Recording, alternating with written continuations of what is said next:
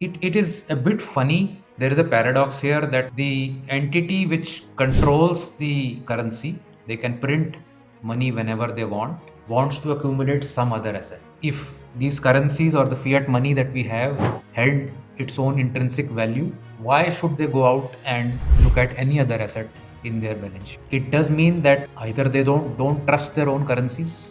The Fed is printing the US dollar. Why should it hold gold?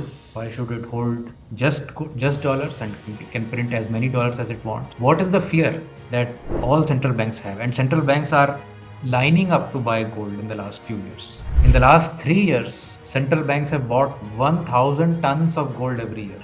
And prior to this last 3 year period, for the last decade prior to that, the average was only 500 tons. 2008 onwards, central banks started to buy some gold, and then they averaged at about 500 tons till 2021.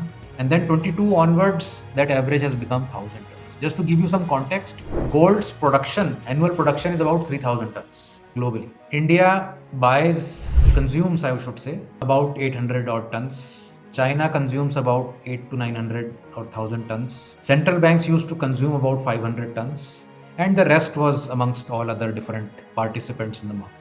Now, suddenly, in the last 3 years, the production has remained the same. In fact, the production is stagnating because no new mining discoveries are happening. So, with the same production, there is an additional demand of 500 tons in the market, which is causing this price to rise. So, that is sort of the more simplistic answer for why gold is going up, because there is more demand than supply, and it will continue to go up as long as the demand will keep overwhelming the supply.